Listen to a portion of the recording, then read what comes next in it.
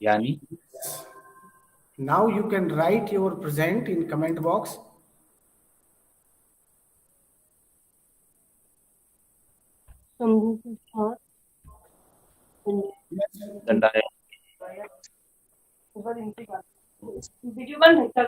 चालू।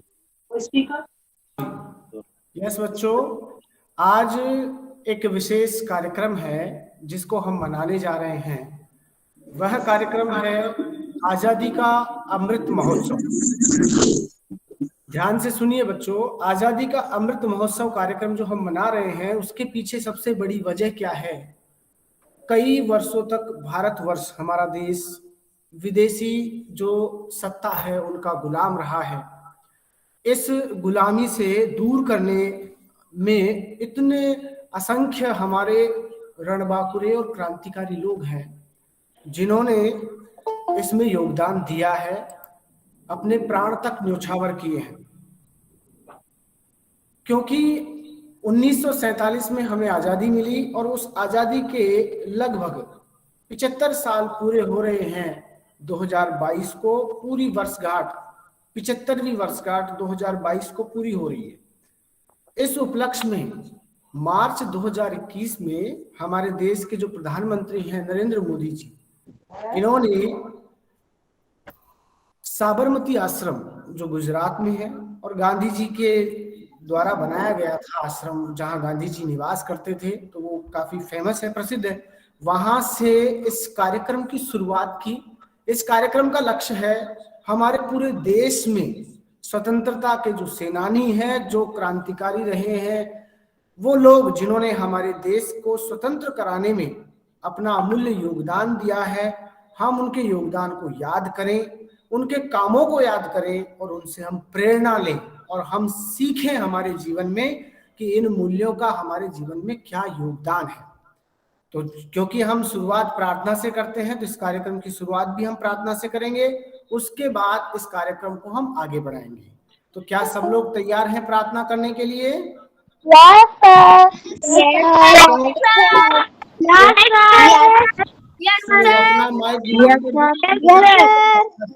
अपना mic mute कर दीजिए और प्रार्थना की स्थिति में बैठ जाइए। हम प्रार्थना शुरू कर रहे हैं।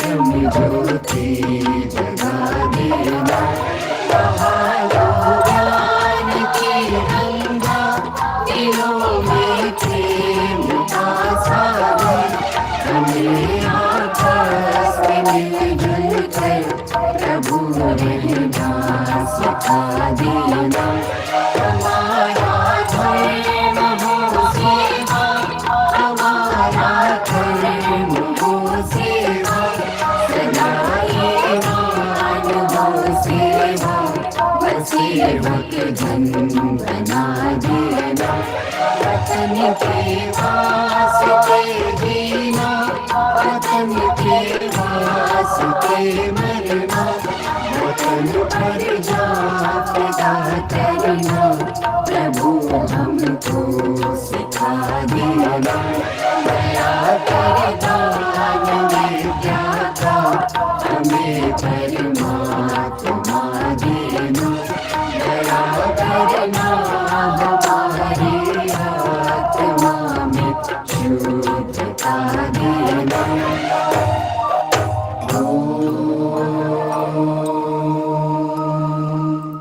सहना भवतु सहनौ भुनक्तु सह वीर्यं करवावहै तेजस्विनावधीतमस्तु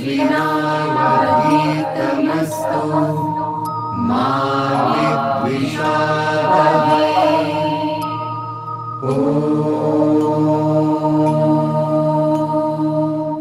शांति शांति शांति।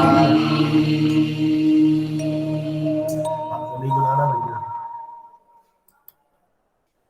बस होता है, हमारा मोबाइल नहीं चल रहा।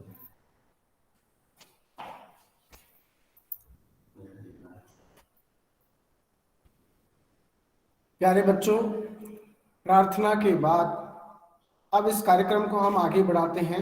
यह एक स्पेशल प्रोग्राम है जो नेताजी सुभाष चंद्र बोस और उनके द्वारा बनाई गई provisional government of free India. आज का जो दिन है 21 अक्टूबर, 21 अक्टूबर का दिन भारत के इतिहास में, भारत के स्वतंत्रता संग्राम के इतिहास में बहुत महत्वपूर्ण है और इसमें सुभाष चंद्र बोस का बहुत बड़ा योगदान है। और कहते हैं वह खून कहो किस मतलब का, आ सके देश के काम नहीं। अगर कोई व्यक्ति है, किसी देश का निवासी है, अगर उसका रक्त अपनी मिट्टी के लिए, अपनी मातृभूमि के लिए नहीं बहता है, जब उसकी आवश्यकता हो, जब देश को आवश्यकता होती है, तो देश के सैनिकों को आह्वान किया जाता है, देश के नवयुवकों को आह्वान किया जाता है कि आप आइए और देश समर में अपना योगदान दीजिए। ये वो समय था जिसमें कोई आह्वान नहीं था, लेकिन धरती माता पुकार रही थी अपनी आजादी के लिए। और अपनी मातृभूमि कितनी प्यारी है, नेताजी सुभाष चंद्र बोस का क्या योगदान है हमारे जीवन में, इसको अपने शब्दों में व्यक्त करने हमारे ही विद्यालय के प्रशिक्षित स्नातक शिक्षक गणित अध्यापक श्रीमान शरद कुमार नामदेव सर जो आएंगे और आपके सामने अपने विचार प्रस्तुत करेंगे सुभाष चंद्र बोस के उपलक्ष्य में। श्रीमान नामदेव सर। धन्यवाद सर। सुप्रभात बच्चों। और जैसा कि आप सभी विभिन्न गतिविधियों में भाग लेते हुए ये आजादी का अमृत महोत्सव, इसके तहत आज ये हम कार्यक्रम जो संचालित कर रहे हैं, इसमें आप सभी प्रतिभागी बने, तो आप सभी को बधाई। और जैसे ही प्रतिदिन हम अपने दिन की शुरुआत करते हैं प्रार्थना के माध्यम से, और जैसे ही हमारी असेंबली खत्म होती है नारा लगाते हैं हम। आप सभी क्या कौन सा नारा लगाते हैं? जय हिंद। तो हम सभी को पता है जय हिंद का नारा देने वाले जो थे वो नेताजी सुभाष चंद्र जी थे। तो अब हम सोच सकते हैं कि कितनी जीवंतता है। वहां से लेकर हम किसी नए व्यक्तित्व के बारे में आज बात नहीं कर रहे हैं, जिनको दिन प्रतिदिन हमारे जीवन में, और जैसे ही जब जय हिंद हम बोलते हैं, आप एक बार एहसास करोगे कि अंदर से हमारे रोंगटे खड़े हो जाते हैं, हमारा हाथ ऊपर जाता है ना, भारत माता की जय या जय हिंद जब हम बोलते हैं। तो ये वो शख्सियत की बात है जिसके बारे में आज हम चर्चा कर रहे हैं, कि जिसकी लाइनें अभी सर ने कही, कि जिनका कहना था कि वह खून कहो किस मतलब का, जिसमें जीवन न रवानी है, जो परवश होकर बहता है वो खून नहीं है पानी है। मतलब खून है तो उबाल होनी चाहिए, जोश होना चाहिए, और जब बात आती है देश की स्वतंत्रता की या राष्ट्र की, तो बिल्कुल चाहे कोई भी हो हमें उससे लड़ना है। तो यही बात थी सुभाष चंद्र बोस की। तो नेताजी उनके सामने शब्द लगा हुआ है। तो नेताजी से मतलब वो नेताजी नहीं जो आज के नेताजी कुर्ता पैजामा पहन के टोपी लगा लिए और नेताजी बन गए। वो दिल से नेताजी थे, उनको लोग नेताजी कहते थे। नेता means leader, a great leader. So हम उनके बारे में स्टार्ट करते हैं कि इनका जन्म जो है कटक है ना, जो उड़ीसा का एक जगह है, वहां पर 23 जनवरी 1897 को हुआ। ठीक है। मम्मी पापा के बड़ा परिवार था। 8-9 भाई बहन थे, है ना। उसमें उनके पिताजी का नाम जानकीनाथ बोस, माताजी का नाम प्रभावती था। फिर इन्होंने अपनी स्कूली शिक्षा पूर्ण की, कॉलेज में पढ़े, फिर उच्च अध्ययन के लिए विदेश गए, वहां पर अध्ययन किया। और एक उनमें जो थी जैसे ऑफिसर बनने की, ठीक है ना, ऑफिसर बनने की ललक रहती है वैसे ही थी, तो उसकी पढ़ाई की उन्होंने बाहर जाकर के, अपने आप को प्रूव किया और ऑफिसर बन भी गए, ठीक है। उन्होंने अधिकारी बन गए, लेकिन उस समय दौर चल रहा था अंग्रेजों की गुलामी का, क्योंकि हमारा देश गुलाम था। तो उनके मन में आया, क्योंकि वो प्रभावित थे हमारे उस समय के जो समाज सुधारक थे, विवेकानंद जी, रविन्द्रनाथ टैगोर जी, महात्मा गांधी जी, इनके व्यक्तित्व से, इनकी बातों से, तो उन्हें लगा कि भाई ये मैं किसके लिए सर्विस कर रहा हूँ, किसके लिए यहाँ पर सेवा दे रहा हूँ, अंग्रेजों की नौकरी कर रहा हूँ। तो फिर उन्होंने वहां से अपने आप को हटाया, त्याग पत्र दे दिया, मतलब कलेक्टर की नौकरी छोड़ करके, मान के चलो कि जो एडमिनिस्ट्रेटिव पोस्ट पे थे, उन्होंने कहा कि मैं अंग्रेजों के लिए अपने लोगों पर शासन करूं। तो ये नौकरी छोड़ करके उन्होंने स्वतंत्रता संग्राम में अपनी हिस्सेदारी दिखाई। और इसके लिए उन्होंने कहा कि केवल सविनय विनय और असहयोग की भावना से ही देश स्वतंत्र नहीं होगा।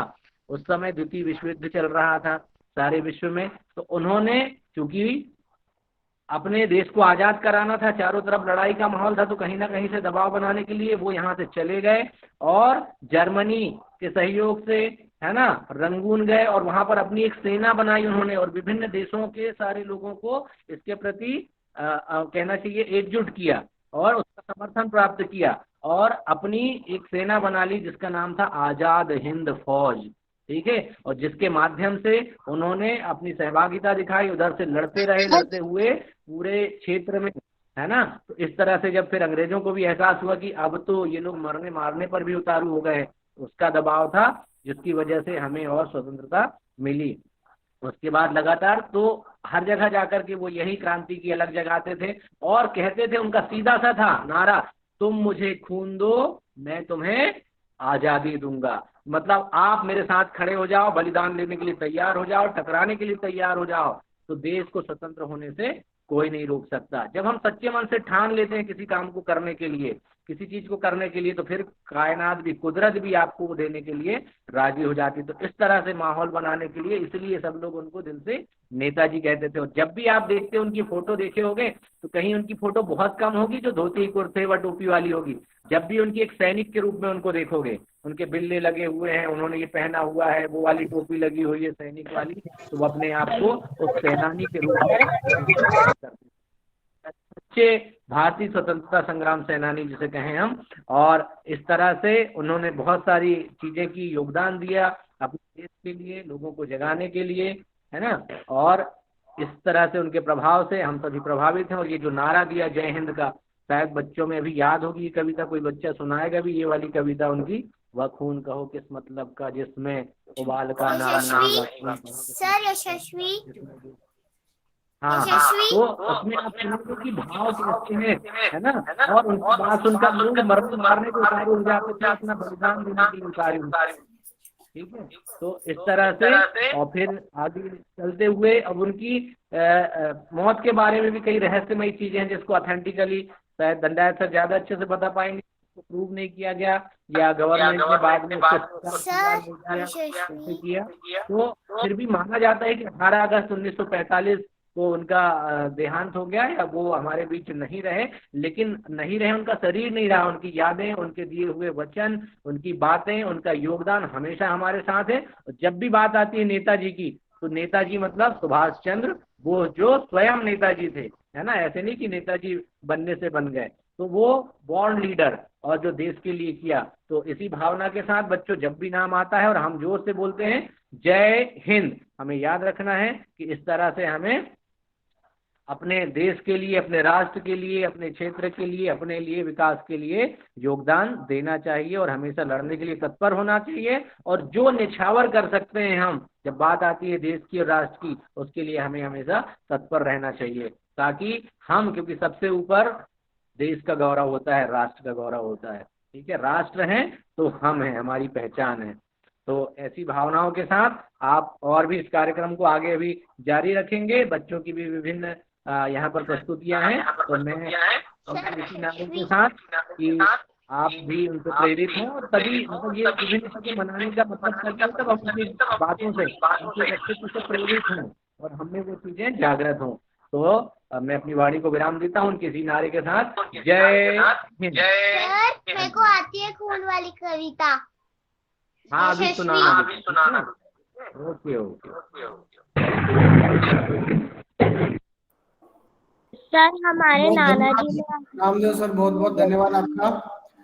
इस कार्यक्रम को आपने और भी खूबसूरत बना दिया और भी क्रांतिकारी बना दिया। जैसा कि आपने बताया सुभाष चंद्र बोस के बारे में कि वो आज के नेता की तरह नहीं थे, तो यहाँ आपका मतलब बच्चे बहुत अच्छे से समझ गए होंगे कि नेता का मतलब होता है कि लीडर जो सबके बारे में सोचता हो और सबको अपने साथ लेकर के चलता हो। नेताजी सुभाष चंद्र बोस में वह बात थी। बल्कि आपको जानकारी के लिए मैं बता दूं, आईसीएस की परीक्षा उस समय सिविल की जो परीक्षा होती थी उसे आईसीएस के नाम से जाना जाता था। और उस परीक्षा में जब उनको परीक्षा देने के बारे में कहा गया कि आप उसकी परीक्षा दीजिए, तो यहाँ के जो संस्थान है वहाँ उस समय सीट फिल हो चुकी है। लंदन में इनको भेजा गया पिताजी के द्वारा। इनके जो पिताजी हैं वो कटक में बहुत बड़े बैरिस्टर हैं, जानकी दास बोस। वहां इनको भेजा गया तो पहले इन्होंने कहा कि मुझे एक रात दीजिए कि मैं एक रात विचार करता हूँ। सुभाष चंद्र बोस जी के इस वाकयात ने बहुत बड़ी बात सिखाई है हमें कि जब उनको जीवन का फैसला लेना था तो उन्होंने एक रात तक विचार किया, पसोपेश में रहे, असमंजस में रहे कि क्या मुझे आईसीएस की परीक्षा देनी है या मुझे नहीं देनी है। वर्ष उनके पास एक बचा था। लास्ट एक वर्ष में उन्हें अगर देना था तो ठीक है, नहीं उसके बाद में उनकी उम्र पूरी हो रही थी। उन्होंने पूरी रात विचार किया, सुबह ये निर्णय लिया, पिताजी से कहा कि मैं लंदन जाऊंगा और आईसीएस की परीक्षा के लिए तैयारी करूंगा। उस समय लंदन में बढ़िया स्कूल हुआ करती थी, कॉलेज हुआ करती थी जहाँ आईसीएस की तैयारी किया करते थे। तो प्रवेश के लिए, तैयारी के लिए उन्होंने कोचिंग और स्कूल की वहां पे ट्राई करने की कोशिश करी, लेकिन वहां उनका एडमिशन नहीं हो पाया। फिर उन्होंने मानसिक और ऐसा कहते हैं मेंटली और जो मोरल ड्यूटी से संबंधित एक सर्टिफिकेट उन्होंने लेने के भरोसे कि मुझे रहने खाने की व्यवस्था हो जाए, वहां रह करके और फिर उसके बाद में आईसीएस की परीक्षा को 4वीं रैंक, समझिए टॉप स्टूडेंट्स में से 4थे नंबर पे रहे। उसके बाद में इन्होंने, जैसे आप कहते हैं इनके बाद के इनका विचार, इन्होंने अपनी बात अपने बड़े भाई शरद चंद्र बोस से भी कही कि मेरे में तो स्वामी विवेकानंद के विचार भरे हैं, मुझ में तो अरविंद घोष के विचार भरे पड़े हैं, मैं अंग्रेजों की सेवा कैसे कर पाऊंगा। जबकि ये जब बीए नहीं कर रहे थे, बीए चल रही थी उस समय, बीए कर रहे थे, इन्होंने आर्मी में भी ज्वाइन करने की कोशिश करी थी कि मैं सेना में जाऊं, लेकिन आंखों की वजह से इनका वहां प्रवेश नहीं हो पाया। फिर जो आसपास के एरिया में जो छोटी सेना होती है उनमें इनका सिलेक्शन हो जाता है एक सैनिक के रूप में। बाद में फिर ये छोड़ करके बीए ऑनर्स से पूरा करते हैं, टॉप स्टूडेंट फर्स्ट क्लास से ये बीए ऑनर्स करते हैं। वहां से ये ऐसा कहते हैं कि इनके विचार कांग्रेस से मिलते जुलते थे, कांग्रेस की विचारधारा इससे मिला जुला करती थी, तो कांग्रेस में ये शामिल हो गए। ये जिस समय शामिल हुए उस समय महात्मा गांधी का नॉन कॉरपोरेशन मूवमेंट चल रहा था, असहयोग आंदोलन, और उसी में इनका जब पदार्पण हुआ तो गांधी जी ने इनको कहा कि आप बंगाल जाइए, क्योंकि बंगाल आपके नजदीक है। कटक उड़ीसा में, बंगाल प्रेसिडेंसी के अधीन आता है। कटक आज उड़ीसा में है और उड़ीसा जो है वो बंगाल प्रेसिडेंसी, उस समय जो हमारा ब्रिटिश भारत था, आज का जो भारत है, जब ब्रिटिश गवर्नमेंट का हमारे ऊपर रूल था तो उसे हम ब्रिटिश इंडिया बोला करते थे। तो ब्रिटिश भारत में बंगाल प्रेसिडेंसी के अंदर में इनको भेज दिया गया, महात्मा गांधी ने इनको भेज दिया। ये महात्मा गांधी को अपने गुरु मानते थे और गांधी जी ने ही इनको नेताजी कहा। सबसे पहला जो नेताजी शब्द है वो गांधी जी ने ही सुभाष चंद्र बोस को कहा, तब से इनको पूरी दुनिया नेताजी के नाम से जानती है। हम और हमारा सब, इन सब से परे होकर के सुभाष चंद्र बोस ने केवल राष्ट्र शब्द को अपने कान में रखा, अपने दिमाग में रखा और उसी के बलबूते आगे बढ़े। गांधी जी के विचारों से कुछ विचार मेल खाते थे, कुछ बेमेल भी थे, और इसी वजह से गांधी जी के और सुभाष चंद्र बोस जी के बीच में एक बात पे अनबन भी हुई। कांग्रेस अध्यक्ष को लेकर के चुनाव हो रहा था। कांग्रेस उस समय बहुत बड़ी संस्था थी, जो इस तरह के कार्य करती थी कि कांग्रेस ब्रिटिश गवर्नमेंट से डायरेक्टली पब्लिक की जो डिमांड्स है, पब्लिक की जो डिजायर्स है, वो पूरी कर सके। तो कांग्रेस एक मंच था उस समय, लोगों की आवाज का, ब्रिटिश गवर्नमेंट तक पहुंचने का एक जरिया था। उस कांग्रेस कमेटी के या उस एसोसिएशन के, उस बहुत बड़े ऑर्गेनाइजेशन के चुनाव हुए। उस चुनाव में एक तरफ गांधी जी के द्वारा खड़े किए हुए एक व्यक्ति पट्टाभी सीतारामैया और दूसरी तरफ सुभाष चंद्र बोस, यानी चुनाव था गांधी जी और नेताजी सुभाष चंद्र बोस के बीच में। और आपको ताज्जुब होगा, अचरज होगा कि इस चुनाव में सुभाष चंद्र बोस की जीत हो जाती है 1948 में, और इधर से पट्टाभी सीतारामैया हार जाते हैं। यानी अब गांधी जी इस बात को अपनी हार मान लेते हैं और गांधी जी कांग्रेस से इस्तीफा दे देते हैं। जब कांग्रेस से इस्तीफा देते हैं तो सुभाष चंद्र बोस को यह बात बुरी लगती है, तो फिर वो भी कांग्रेस से इस्तीफा दे करके अपनी एक अलग पार्टी बनाते हैं, फॉरवर्ड ब्लॉक। और उस पार्टी का काम है क्रांतिकारी तरीकों से अंग्रेजों को भारत से बाहर निकालना, पूर्ण स्वराज्य की मांग। देखो, गांधी जी के विचार ये थे कि हमें डोमिनियन स्टेट दे दो, यानी कुछ आप अधिकार अपने पास रखो, बाकी के अधिकार हमको दे दो, लेकिन जहां अधिसत्ता आपके पास ही रहे, मतलब मुख्य सत्ता जो है, प्रमुख सत्ता जो है, वो आपके पास ही रखो, बाकी हम अपने काम करते रहें। जबकि नेताजी सुभाष चंद्र बोस, पंडित जवाहरलाल नेहरू, बाल गंगाधर तिलक के बारे में भी आपने सुना होगा, चित्तरंजन दास के बारे में भी आपने सुना होगा, इन सब का मानना ये था कि हमें पूर्ण स्वराज ही मिलना चाहिए। यहां से इन्होंने अपने तरीके बदले। नेताजी सुभाष चंद्र बोस ने सोचा कि यहाँ कांग्रेस अपना काम करेगी, मैं बाहर से क्यों नहीं विदेशों से ताकत अपनाऊं अपनी। तो उन्होंने क्या किया, नेताजी सुभाष चंद्र बोस ने, ऐसा कहते हैं कि 1931 के आसपास में, ये घटना कब बदलती है कि जब वो एक प्रोटेस्ट कर रहे थे, लोगों के साथ विरोध कर रहे थे किसी चीज को लेकर के, उसी समय अंग्रेज उनको कारावास में डाल देती है, और तब से निगाह रखती है कि ये बहुत तेज तर्रार व्यक्ति है, जो आईसीएस के एग्जाम को पहले अटेम्प्ट में पास कर सकते हैं, चौथी रैंक प्राप्त कर सकते हैं, बहुत तेज तर्रार आदमी है, इनका ध्यान रखना बहुत आवश्यक है। लेकिन वहां से छुप करके ये अफगानिस्तान होते हुए, पाकिस्तान होते हुए रूस पहुंचते हैं, वहां से जर्मनी पहुंचते हैं, ऑस्ट्रिया पहुंचते हैं, वहां इटली से बात होती है, जर्मनी से बात होती है। आपको पता होगा जर्मनी के बहुत बड़े तानाशाह रहे हिटलर से भी इनकी मुलाकात होती है, और अन्य बहुत से नेता हैं जिनसे इनसी बात होती है। उसके बाद में इन्होंने ये सोचा कि अगर विदेशों की ताकत हमारे पास मिल जाए तो हम और मजबूत हो जाएंगे। हमारे देश में जो अंग्रेज लोग हैं, सोचिए, अगर आपके घर में किसी दूसरे ने कब्जा कर रखा है, अब अगर आपके पड़ोसी जो हैं वो आपके साथ हैं, तो आप आसानी से अपने घर में घुसे व्यक्ति को बाहर निकाल सकते हैं। तो यही चीज नेताजी सुभाष चंद्र बोस ने सोची। जर्मनी, जापान, इटली, रसिया, इन सब से बात करी उस समय, और विश्व युद्ध की समय स्थिति है। द्वितीय विश्व युद्ध 1939 से 1944-45 तक चला है।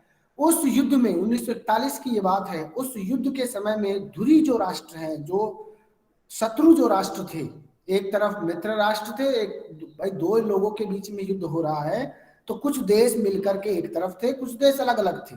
तो उसी समय में इटली, जर्मनी और जापान, इन तीनों से मिलकर के, और इन्होंने एक सरकार की स्थापना करी सिंगापुर में। सिंगापुर एक अलग से आप जब देखेंगे एक बहुत बढ़िया प्लेस है, एक अच्छा देश है। उसी में इन्होंने एक सरकार की स्थापना करी। उस सरकार का इन्होंने नाम रखा आजाद हिंद सरकार। ये जो सरकार थी, इसके प्रधान, आपको खुद को पता होना चाहिए, ये सरकार भारत सरकार की एक आजाद सरकार के नाम से पहली बनी सरकार थी। ये सबसे पहली बनी एक आजाद सरकार थी, जिसके प्रधानमंत्री खुद सुभाष चंद्र बोस थे, और भी कुछ लोगों को अलग अलग डिपार्टमेंट, अलग अलग मंत्रालय दिए गए थे।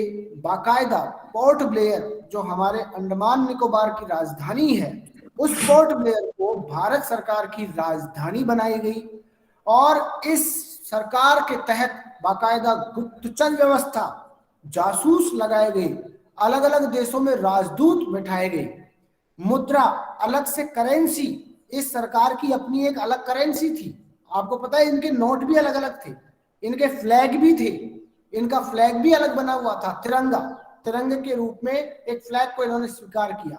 इनका राष्ट्रगान भी अलग था। इनका राष्ट्रगान सुनाता हूं, चलो आपको अच्छा लगेगा जब मैं इनका राष्ट्रगान सुनाता हूं। कुछ लाइन सुनाता हूं कि जो आजाद हिंद सरकार थी उसका राष्ट्रगान कौन सा है।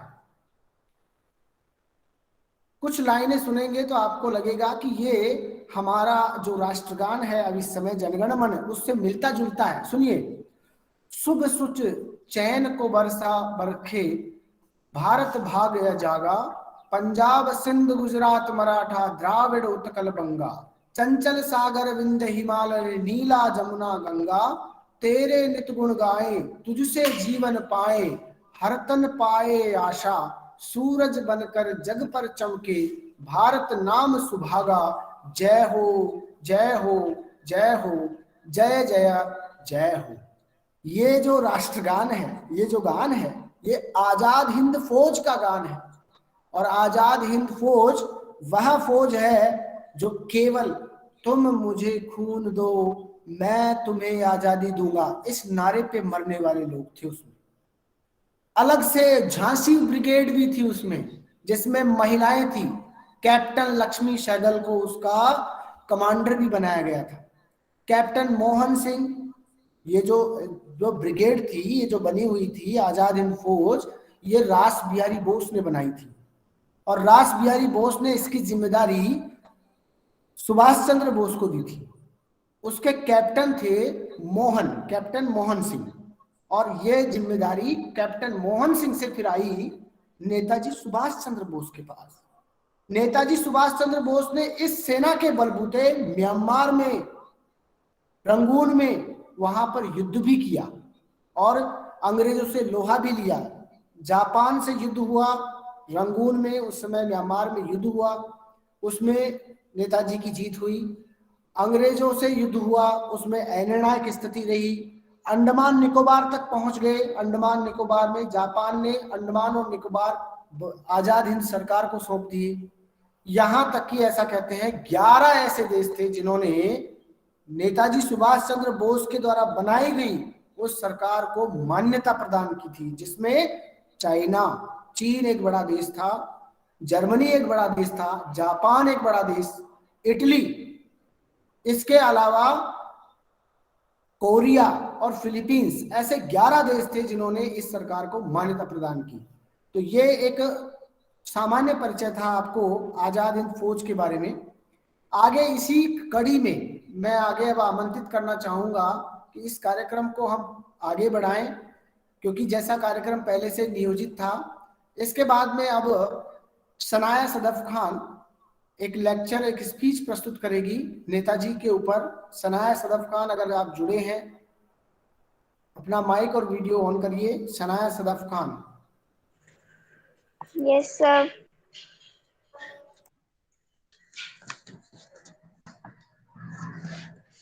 सुप्रभात, मेरा नाम शनाया सदफ खान है। मैं कक्षा 6वीं में पढ़ती हूँ। आज मैं आपको नेताजी सुभाष चंद्र बोस पर एक भाषण देने जा रही हूँ। नेताजी सुभाष चंद्र बोस का जन्म 23 जनवरी 1897 को हुआ और उनका निधन 18 अगस्त 1945 में हुआ था। जब उनकी मृत्यु हुई तो वे केवल 48 साल के थे। वो एक महान भारतीय राष्ट्रवादी नेता थे जिन्होंने ब्रिटिश शासन के खिलाफ भारत की आजादी के लिए द्वितीय विश्व युद्ध के दौरान बड़ी हिम्मत से लड़ा था। नेताजी 1920 और 1930 के दौरान भारतीय राष्ट्रीय कांग्रेस से युवा और कोर नेता थे। वो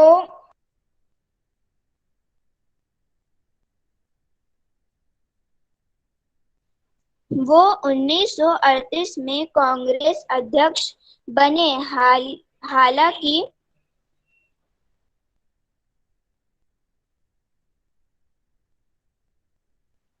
1939 में उन्हें हटा दिया गया था। नेताजी भारत के एक क्रांतिकारी स्वतंत्रता सेनानी थे जिन्होंने बहुत संघर्ष किया और एक बड़ी भारतीय आबादी को स्वतंत्रता संघर्ष के लिए प्रेरित किया। धन्यवाद।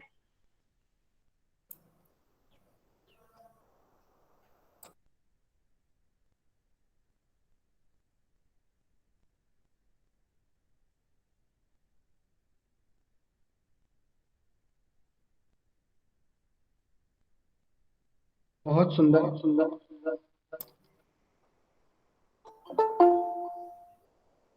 जैसा कि सनाया सदफ खान ने अभी बताया, नेताजी सुभाष चंद्र बोस 1938 में कांग्रेस के अध्यक्ष बने और 1939 में उन्होंने वहां से त्याग पत्र दे दिया और बहुत बड़े स्वतंत्रता सेनानी थे, राष्ट्र प्रेमी थे, राष्ट्रधर्मा थे। इनका बहुत बड़ा योगदान है और आज का दिन आजाद हिंद फौज की सरकार जो उन्होंने बनाई उसकी स्थापना का दिवस है। 21 अक्टूबर 1943 को जिस फौज का निर्माण हुआ आज हम उसको याद कर रहे हैं। इसी जोश को, इसी वीरता के इस प्राण को और संजोने हमारे सामने अब एक कविता लेकर प्रस्तुत हो रही है अदिति गणवीर क्लास 6 से। Aditi Ganvir class 6। Yes sir. अपना वीडियो ऑन करिए और अपनी कविता प्रस्तुत करिए।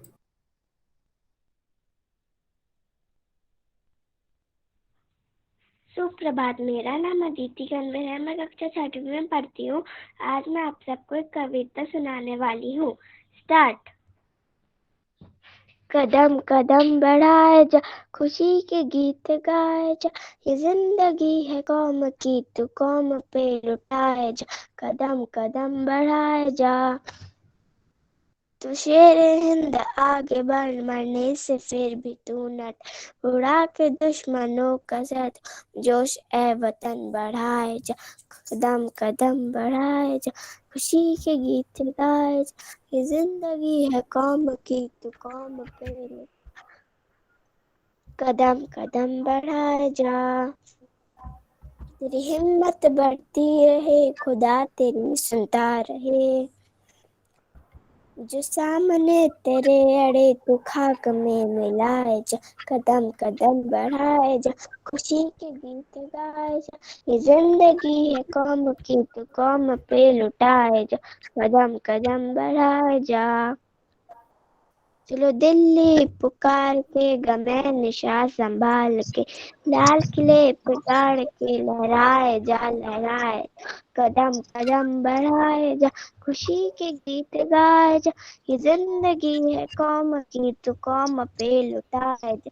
कदम कदम बढ़ाए जा, खुशी के गीत गाए जा, ये जिंदगी है कौम की, तू कौम पे लुटाए जा। कदम कदम बढ़ाए जा। धन्यवाद। बहुत अच्छा बेटा, बहुत अच्छा, बहुत सुंदर। कदम कदम बढ़ाए जा, खुशी के गीत गाए जा, ये जिंदगी है कौम की, तो कौम पर लुटाए जा। यहाँ कौम का मतलब वतन से है। ये जिंदगी जो है ये हमें अपने वतन से मिली है, ये जो स्वतंत्रता है वो हमें वतन से मिली है। तो अगर इसके लिए हमें ऐसा समय मिले हम इसके लिए प्राण न्यौछावर करें तो वहां भी हमें पीछे नहीं हटना चाहिए। राष्ट्र प्रेम सर्वश्रेष्ठ और सबसे ऊपर माना गया है। इसी बात को एक कविता के माध्यम से प्रस्तुत करेंगे लगन साहू क्लास 9 से। लगन साहू, अगर आप जुड़े हैं तो अपनी कविता साहू। सुप्रभात, मेरा नाम लगन साहू है। मैं कक्षा 9वीं का छात्र हूँ। मैं आज आप सभी के सामने एक कविता प्रस्तुत करने जा रहा हूँ। है समय नदी के बाढ़ का जिसमें सब बह जाया करते हैं, है समय बड़े तूफान का जिसमें प्रबल पर्वत झुक जाया करते हैं। असर दुनिया के लोग समय के चक्कर खाया करते हैं, लेकिन कुछ ऐसे होते हैं जो इतिहास बनाया वे कहाँ रहे। ये धूमिल अभी कहानी है, हमने तो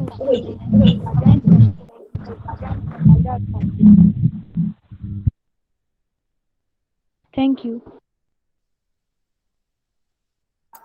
आपकी लगन, आपकी आवाज थोड़ी सी कम है, इस वजह से थोड़ा समझने में प्रॉब्लम है। आप थोड़ा सा माइक को अपने पास में रख के दोबारा से करिए इसको। है समय नदी के बाढ़ का जिसमें सब बह जाया करते हैं, है समय बड़े तूफान का जिसमें प्रबल पर्वत झुक जाया करते हैं। अक्सर दुनिया के लोग समय के चक्कर खाया करते हैं, लेकिन कुछ ऐसे होते हैं जो इतिहास बनाया करते हैं। वे कहाँ गए, वे कहाँ रहे, ये धूमिल अभी कहानी है। हमने तो उसकी नई आजाद फौज से जानी है, आजाद फौज से जानी है।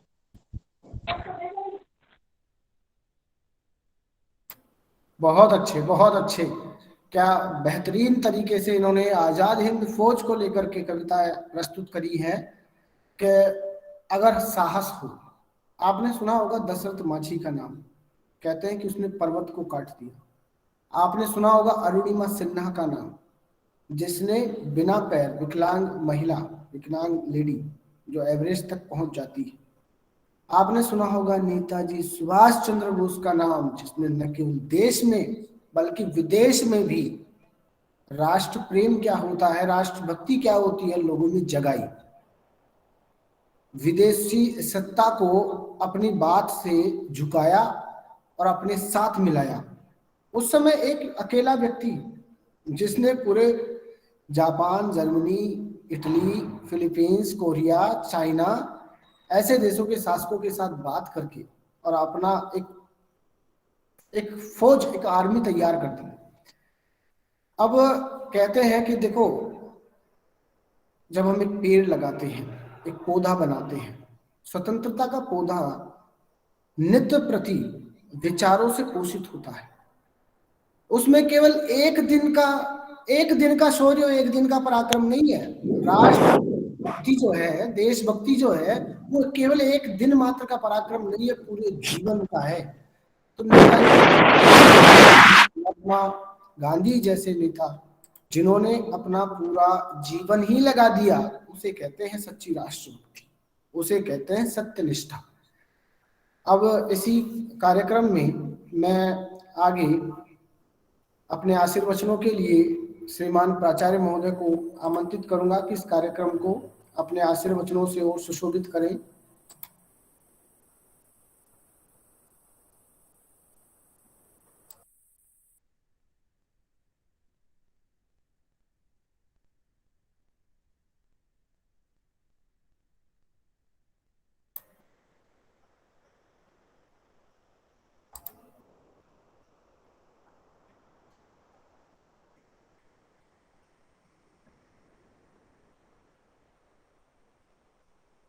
मैं प्राचार्य सर से निवेदन करूंगा कि इस कार्यक्रम में आशीर्वचन हेतु।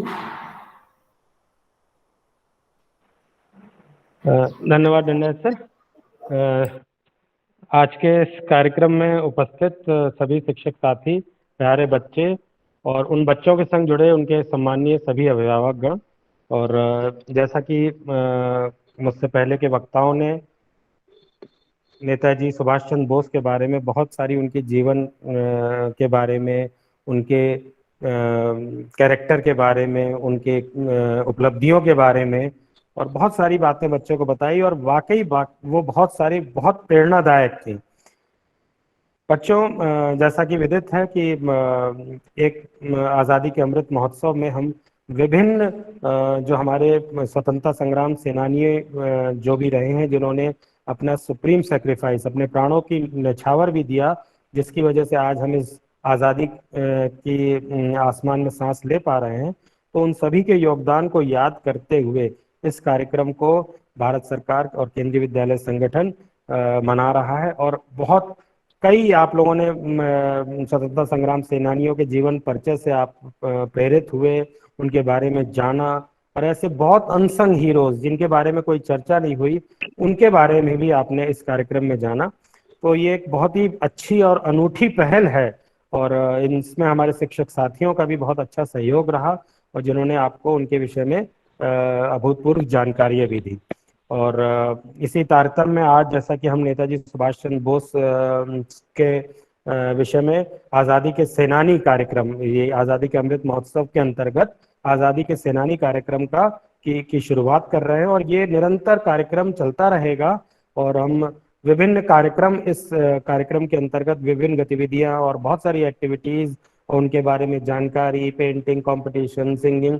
और आप सभी लोगों से अनुरोध है कि आप इन इन महान आत्माओं को, इन महात्माओं को, इन वीर पुरुषों को जाने, उनके बारे में समझें और उनके जीवन परिचय से प्रेरणा लेके आप एक भविष्य के एक बहुत ही अच्छे नागरिक बने, ऐसी कामना है। और ये निरंतर चलेगा 23 जनवरी 2022 तक, नेताजी सुभाष चंद्र बोस के दिन तक ये कार्यक्रम निरंतर चलता रहेगा। तो आप सभी लोगों से सहयोग की अपेक्षा है। मैं नेताजी के बारे में क्या बोलूं, आप सभी को मालूम है कि भारत की आज़ादी में उनका जो योगदान है वो अविस्मरणीय है, वो कभी भुलाया नहीं जा सकता। हम निसंदेह जीवन भर ऋणी रहेंगे उनका, कि उनके योगदान से आज हम अंग्रेजी जो हुकूमत थी उससे निजात पा सके और हम एक स्वतंत्र राष्ट्र के रूप में, एक समृद्ध राष्ट्र के रूप में उभर रहे हैं। और थोड़ी सी बात मैं अगर नेताजी की करूं तो आप देखिए उनके व्यक्तित्व को देखिए। आप अगर पढ़ाई की बात करूं तो निश्चित ही रूप से, जैसा कि सर लोगों ने भी बताया, आईसीएस में, मतलब आज का जो आईएएस है, मतलब कलेक्टर की पोस्ट तक पहुंचे, वो भी उस जमाने में जब पढ़ाई लिखाई की सुविधाएं कम थी। तो आप इससे समझ सकते हैं कि वो कितने अपनी पढ़ाई में कितने दक्ष थे और अपने स्टडीज को कितना महत्व देते थे। क्योंकि बेटा पढ़ाई लिखाई से ही विचार बनते हैं और उन विचारों से ही आपका जीवन का जो रास्ता है वो तय होता है और मंजिल डिसाइड होती है। तो जीवन में शिक्षा का कितना महत्व है, इस बात को ये दर्शाता है कि अभाव में भी हो या जैसी भी सुविधा हो, जैसा भी हो, हमने पढ़ाई नहीं छोड़ी। और उन्होंने ये प्रूफ करा, ऐसा नहीं है कि प्रूफ नहीं किया, उन्होंने प्रूफ किया कि वो एक दक्ष स्टूडेंट है और कितने अच्छे से उन्होंने अपने आईसीएस की परीक्षा उत्तीर्ण करके कलेक्टर का पद प्राप्त किया। साथ ही साथ उनके नैतिक मूल्यों के बारे में अगर बात करें, देशवासियों के प्रति, समाज के प्रति अपने कर्तव्य जो निर्वहन वो करना चाहते थे, वो उसके लिए उन्होंने अपना जो सर्वस्व त्याग दिया, अच्छी नौकरी त्याग दी। चाहते तो वो भी आराम से नौकरी कर सकते थे, लेकिन उन्होंने वो भी त्याग करके देश सेवा, राष्ट्र सेवा और समाज सेवा का रास्ता चुना और स्वतंत्रता संग्राम से में कूद पड़े और देश की आज़ादी के लिए कटिबद्ध हो गए। सबके अपने मंजिल सभी की एक थी कि हमें देश को विदेशी शासन से आज़ाद कराना है। हाँ, रास्ते ज़रूर अलग अलग थे। तो नेताजी ने जो रास्ता चुना वो उन्होंने सेकेंड वर्ल्ड वॉर के समय जापान की सहायता से, और जो भारत में, मतलब साउथ ईस्ट एशिया में, थाईलैंड, कंबोडिया, वियतनाम, इधर जो भी भारतीय, मलेशिया में जितने भी भारतीय रहते थे, उनको मोबिलाइज किया, उनको एकजुट किया और भारत की जो स्थिति है, अंग्रेजों का जो दमन है, उसके बारे में पूरे विश्व पटल पे भारत की बात रखी और सबका सहयोग लेके एक आर्म स्ट्रगल कह लीजिए, और वो ब्रिटिश शासन के खिलाफ किया। और इसी तारतम्य में उन्होंने आज़ाद हिंद फौज का गठन किया, आज़ाद हिंद बैंक का गठन किया, आज़ाद हिंद गवर्नमेंट बनाई गई और जिसके प्रधानमंत्री स्वयं नेताजी सुभाष चंद्र बोस थे। उन्होंने एक आज़ाद हिंद बैंक रंगून में स्थापित किया और वहाँ से आज़ाद हिंद जो भी भारतीय रहते थे, उन्होंने विदेशों में जो भारतीय रहते थे उन्होंने अपूर्व सहयोग दिया, पैसे से, मैन पावर से, और उस फौज का हिस्सा बन के म्यांमार के बॉर्डर से ब्रिटिश सीमा में घुस के और अपनी जीत का परचम लहराया। और तो इस आज़ाद हिंद फौज की शक्ति देख के ब्रिटिश फौज की जो है नींवें हिल गई और उनके मन में जो खौफ आ गया कि नहीं, ऐसा नहीं है कि भारतीय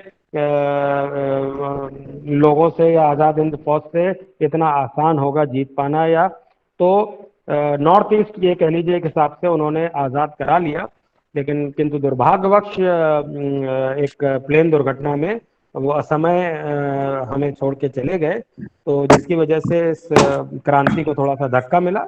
लेकिन उन्हीं के प्रयासों से और इस आज़ाद हिंद फौज की गतिविधियों से और नेताजी के जो पूरे विश्व में जो भारत की आवाज़ पहुंचाने का जो उन्होंने कार्य किया, उससे ब्रिटिश राज खौफ में आ गया। और अंततोगत्वा उसने 2 साल के बाद 45 में नेताजी गए, और उसके बाद उन्होंने सन 47 में हमें 15 अगस्त को आज़ादी प्राप्त हुई। तो बच्चों, ये बताने का सिर्फ इतना उद्देश्य था कि हमारे जो जो भी स्वतंत्रता संग्राम सेनानी हैं, और ख़ास तौर से आज के विशेष कार्यक्रम में नेताजी की हम बात कर रहे हैं, तो उनके जीवन परिचय से हम आज ये सीखने को हमें मिल रहा है कि हम अपनी पढ़ाई भी अच्छे से करें, अपने शरीर का भी ध्यान दें, और अपने अंदर नैतिक और मूल्य भी करें, संस्कारों का सृजन करें, ताकि हम देश के उत्कृष्ट नागरिक बन सकें, और जो हमें आज़ादी मिली है उसका सही मायनों में उसके असली हकदार बन के, और देश को, अपने परिवार को, अपने विद्यालय को और अपने क्षेत्र का नाम रोशन कर सकें। ऐसी मेरी शुभकामनाएं हैं इस अवसर पर, और आशा है कि हम सब इन आगे कार्यक्रमों में भी इसी तरह से बढ़ चढ़ के हिस्सा लेते रहेंगे।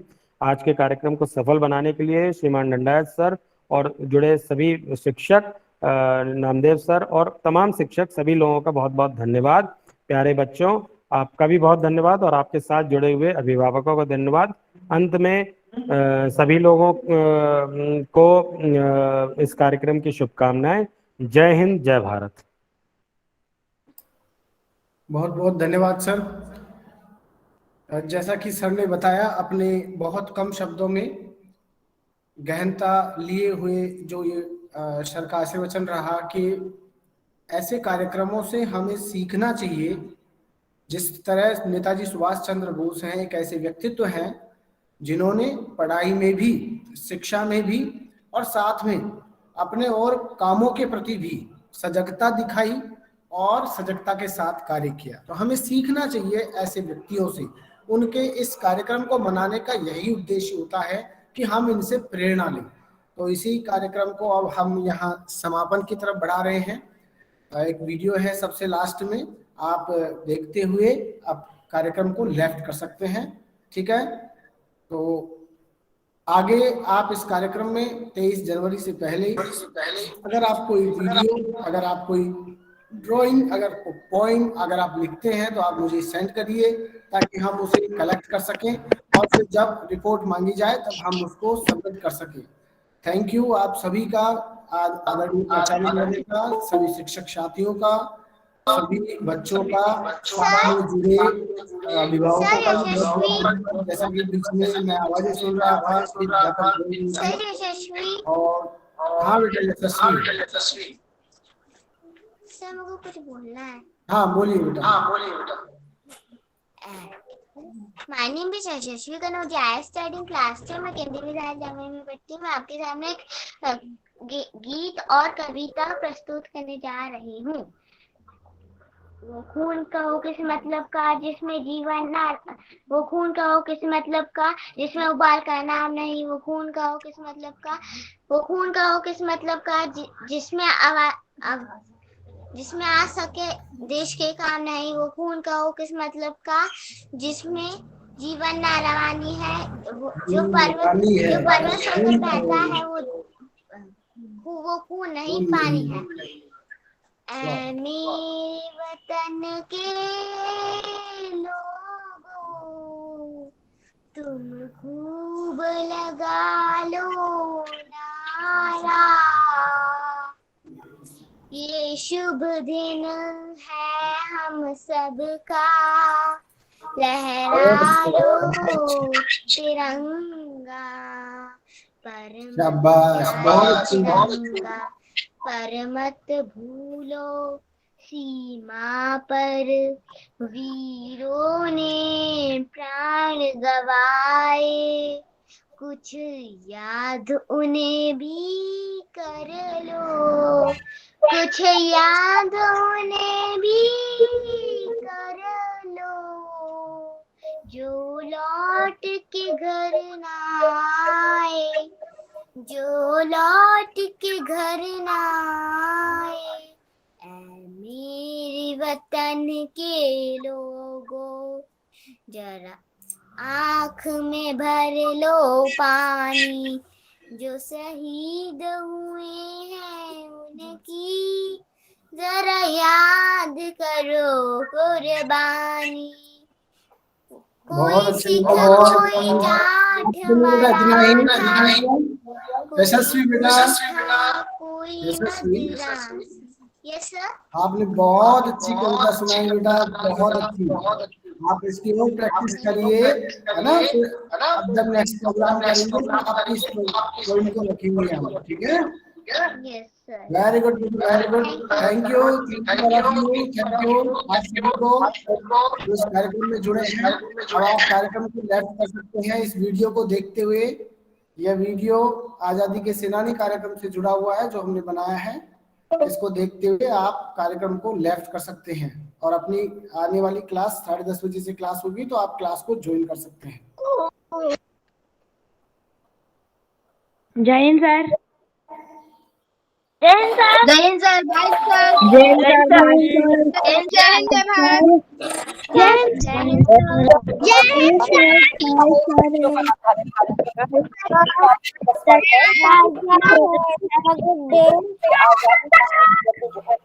जब पूरा देश उभर रहा था तब देश में और देश के बाहर कई वीर सपूत अपने खून से आजादी के अग्निकुंड में लौ प्रज्वलित कर रहे थे, जिनसे अंग्रेज भी खौफ खाते थे।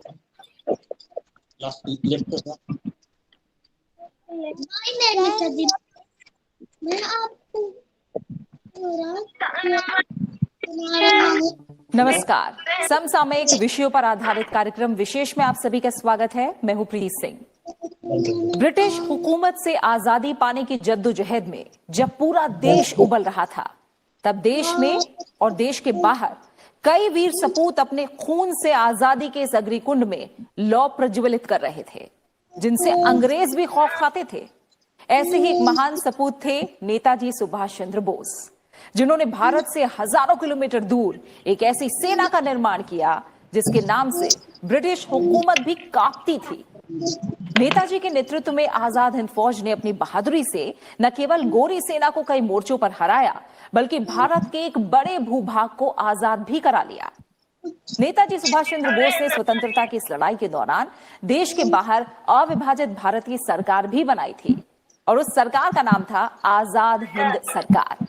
इस सरकार के पास अपनी फौज, अपना बैंक और अपना आधिकारिक तंत्र था और सुभाष चंद्र बोस ही भारत की पहली आजाद सरकार के प्रधानमंत्री, विदेश मंत्री और रक्षा मंत्री थे। उनका एक ही सपना था, लाल किले से तिरंगा फहराना और देश को गुलामी की जंजीरों से मुक्त कराना। आज विशेष में हम जानेंगे आजाद हिंद सरकार के बारे में, साथ ही बात करेंगे आजाद हिंद फौज और उनके कारनामों के बारे में। इसके साथ ही जानेंगे नेताजी सुभाष चंद्र बोस के जीवन को और बात करेंगे लाल किला मुकदमे की। तो आइए शुरू करते हैं आज का विशेष।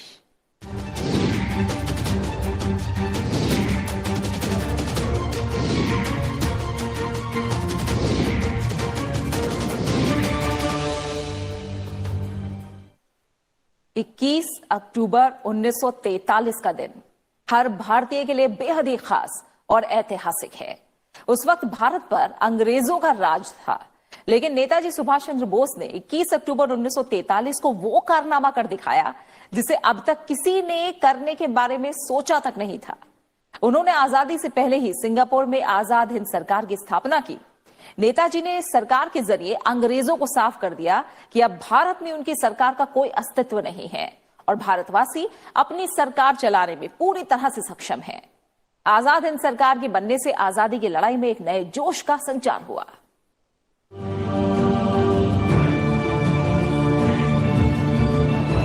इक्कीस अक्टूबर का दिन भारत की स्वतंत्रता संग्राम के लिहाज से बेहद खास दिन है। 77 साल पहले यानी 21 अक्टूबर 1943 को देश से बाहर अविभाजित भारत की सरकार बनी थी। उस सरकार का नाम था आजाद हिंद सरकार। अंग्रेजी हुकूमत को नकारते हुए ये अखंड भारत की सरकार थी। 4 जुलाई 1943 को सिंगापुर के कैथे भवन में हुए समारोह में रास बिहारी बोस ने आजाद हिंद फौज की कमान सुभाष चंद्र बोस के हाथों में सौंप दी। इसके बाद 21 अक्टूबर 1943 को आजाद हिंद सरकार की स्थापना हुई। आजाद हिंद फौज के सर्वोच्च सेनापति की हैसियत से सुभाष चंद्र बोस ने स्वतंत्र भारत की अस्थायी सरकार बनाई। जापान ने 23 अक्टूबर 1943 को आजाद हिंद सरकार को मान्यता दी। जापान ने अंडमान और निकोबार द्वीप आजाद हिंद सरकार को दे दिए।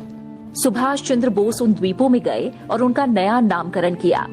अंडमान का नया नाम शहीद द्वीप और निकोबार का स्वराज द्वीप रखा गया। 30 सितंबर 1943 को ही अंडमान निकोबार में पहली बार सुभाष चंद्र बोस ने तिरंगा फहराया था। ये तिरंगा आजाद हिंद सरकार का था। सुभाष चंद्र बोस भारत की पहली आजाद सरकार के प्रधानमंत्री, विदेश मंत्री और रक्षा मंत्री थे।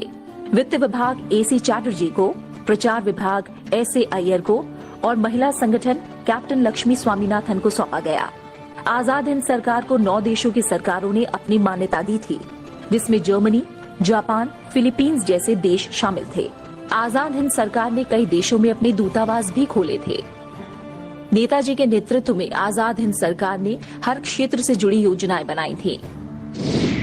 इसका अपना बैंक था, अपनी मुद्रा थी, अपना डाक टिकट और अपना गुप्तचर तंत्र था। नेताजी ने देश के बाहर रहकर सीमित संसाधनों के साथ शक्तिशाली साम्राज्य के खिलाफ व्यापक तंत्र विकसित किया। नेताजी सुभाष चंद्र बोस ने बैंक और स्वाधीन भारत के लिए अपनी मुद्रा के निर्माण के आदेश दिए। आजाद हिंद सरकार की अपनी बैंक थी, जिसका नाम आजाद हिंद बैंक था। आजाद हिंद बैंक ने 10 रुपए के सिक्के से लेकर 1 लाख रुपए का नोट जारी किया था। 1 लाख रुपए के नोट पर सुभाष चंद्र बोस की तस्वीर छपी थी। सुभाष चंद्र बोस ने जापान और जर्मनी की मदद से आजाद हिंद सरकार के लिए नोट छपवाने का इंतजाम किया था। जर्मनी ने आजाद हिंद सरकार के लिए कई डाक टिकट जारी किए थे, जिन्हें आजाद डाक टिकट कहा जाता है। ये टिकट आज भारतीय डाक के स्वतंत्रता संग्राम डाक टिकटों में शामिल है। आजाद हिंद सरकार सशक्त क्रांति का अभूतपूर्व उदाहरण था।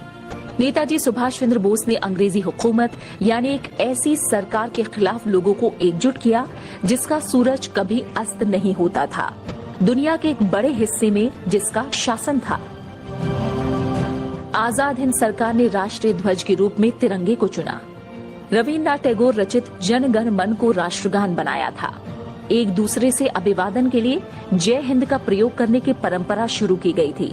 21 मार्च 1944 को दिल्ली चलो के नारे के साथ आजाद हिंद सरकार का हिंदुस्तान की धरती पर आगमन हुआ। आजाद हिंद सरकार के पहले प्रधानमंत्री के रूप में शपथ लेते हुए नेताजी ने ऐलान किया था कि लाल किले पर एक दिन पूरी शान से तिरंगा लहराया जाएगा। आजाद हिंद सरकार की स्थापना की 75वीं वर्षगांठ पर 2018 में प्रधानमंत्री नरेंद्र मोदी ने लाल किले की प्राचीर से तिरंगा झंडा फहराया। आजाद हिंद सरकार ने देश से बाहर अंग्रेजी हुकूमत के खिलाफ लड़ाई लड़ी थी और आजादी की लड़ाई में अहम भूमिका निभाई थी। इस सरकार ने अंग्रेजों को बता दिया था कि भारत के लोग अब अपनी जमीन पर बाहरी हुकूमत को किसी कीमत पर बर्दाश्त नहीं करेंगे। Bureau report, Rajya Sabha TV. तुम मुझे खून दो, मैं तुम्हें आजादी दूंगा। ये नारा बुलंद करने वाले महान देशभक्त सुभाष चंद्र बोस एक ऐसी शख्सियत थे जिन्होंने न सिर्फ देश के अंदर बल्कि देश के बाहर भी आजादी की लड़ाई लड़ी। राष्ट्रीय आंदोलन में नेताजी का योगदान कलम चलाने से लेकर आजाद हिंद फौज का नेतृत्व करके अंग्रेजों से लोहा लेने तक रहा है। नेताजी सुभाष चंद्र बोस ने अपने कॉलेज के शुरुआती दिनों में ही बंगाल में क्रांति की वो मशाल जलाई जिसने भारत की आजादी की लड़ाई को एक नई धार दी।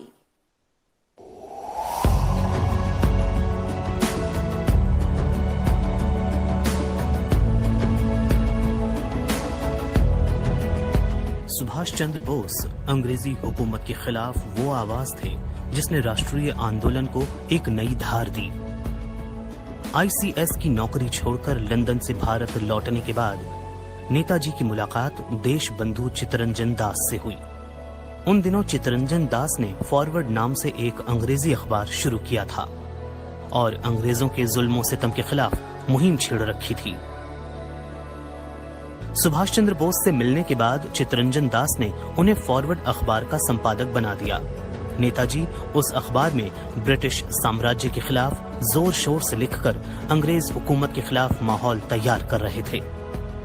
कलम से शुरू की गई इस मुहिम की वजह से नेताजी को वर्ष 1921 में 6 महीने की जेल भी हुई। चित्तरंजन दास के साथ स्वराज्य पार्टी के लिए काम करते हुए और उसके बाद भी नेताजी सुभाष चंद्र बोस का जेल आने जाने का सिलसिला जारी रहा। नेताजी ने वर्ष 1928 में कलकत्ता की सड़कों पर सेना की वर्दी में 2000 भारतीय युवकों के साथ परेड कर ब्रिटिश खेमे को हिलाकर रख दिया था। 1938 में हुए हरिपुरा अधिवेशन में नेताजी कांग्रेस के प्रमुख बनाए गए। नेताजी ने कांग्रेस को आजादी की तारीख तय करने के लिए कहा।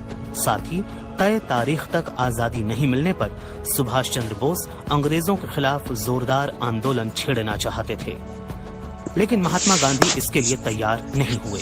आखिरकार उन्होंने कांग्रेस से अलग होकर 1939 में फॉरवर्ड ब्लॉक की स्थापना की और अंग्रेजी साम्राज्य के खिलाफ नए सिरे से मोर्चा खोल दिया।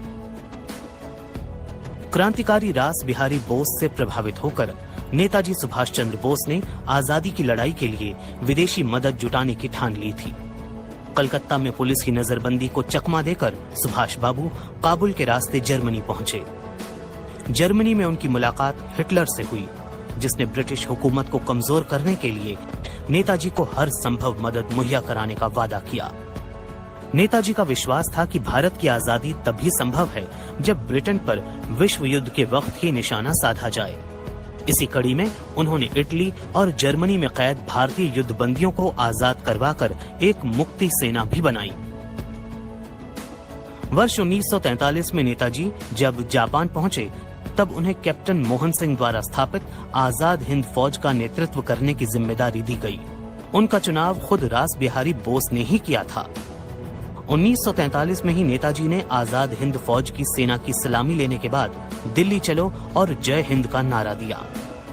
नेताजी के कमान संभालने के पहले आजाद हिंद फौज में केवल 4 विभाग थे, लेकिन सुभाष चंद्र बोस ने उन 4 विभागों को बल प्रदान करने के लिए 7 नए विभागों का गठन किया।